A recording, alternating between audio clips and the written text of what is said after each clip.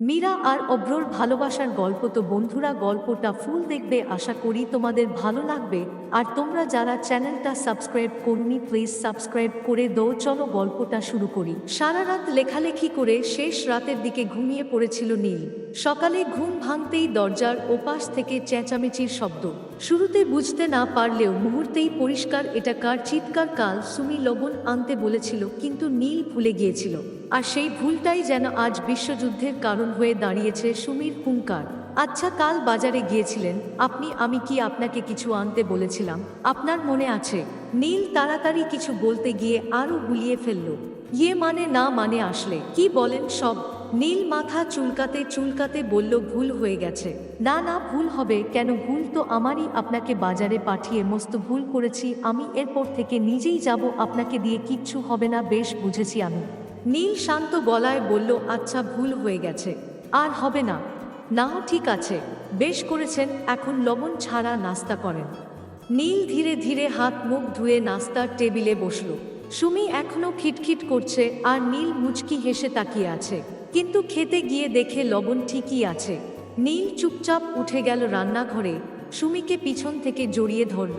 সুমি চমকে উঠে বলল, এই কি করো? ছাড়ো। নীল কানের কাছে মুখ নিয়ে ফিসফিস করে বলল, তুমি রাগ করো না গো, আর এমনটা হবে না। এসো নাস্তা করো। তুমি না খেলে আমি কি করে খাই বলো?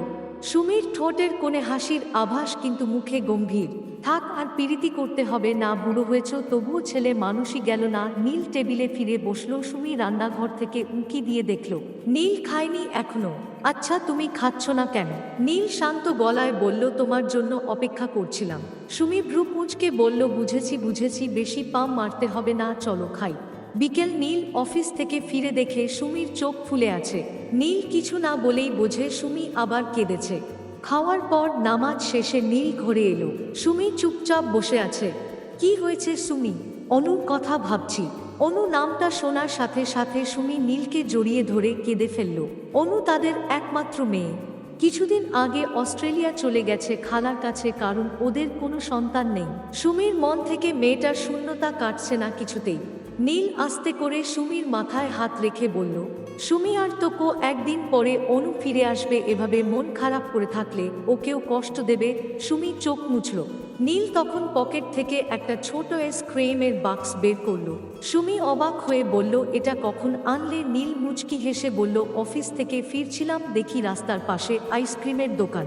তোমার পছন্দের চকলেট ফ্লেভার ছিল, তাই নিয়ে এলাম। পূর্ণিমার আলো জানালা দিয়ে এসে পড়েছে। সুমি নীলের দিকে তাকিয়ে রইল। চোখের কোণে জমে থাকা অশ্রু ধীরে ধীরে গড়িয়ে পড়ল।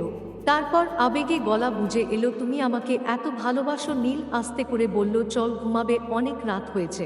রাতের গভীর নিস্তব্ধতায় নীল আবার লিখতে বসল।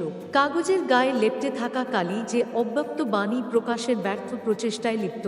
তা হয়তো তুমি বুঝবে না, তবু জেনে রেখো, আমার কবিতা লেখার এই হাস্যকর চেষ্টার মাঝে শুধুই তোমার প্রশংসা লুকিয়ে আছে। তুমি কখনো বুঝবে না হয়তো, কিন্তু আমি লিখে যাব, কারণ ভালোবাসি, বড় বেশি ভালোবাসি তোমাকে। সুমি ঘুমিয়ে গেছে, কিন্তু নীল জানে ভালোবাসা কখনো ঘুমিয়ে পড়ে না। ভালোবাসুন প্রতিদিন, প্রতিক্ষণে, কারণ ভালোবাসার মাঝেই জীবন বেঁচে থাকে। এই গল্পটা ভালো লাগলে তোমার সুন্দর হাত দিয়ে একটি লাইক করে দাও। আর তোমরা কেমন ভিডিও চাও কমেন্ট করে বলতে পারো। আর আমার চ্যানেলটা সাবস্ক্রাইব করে দাও।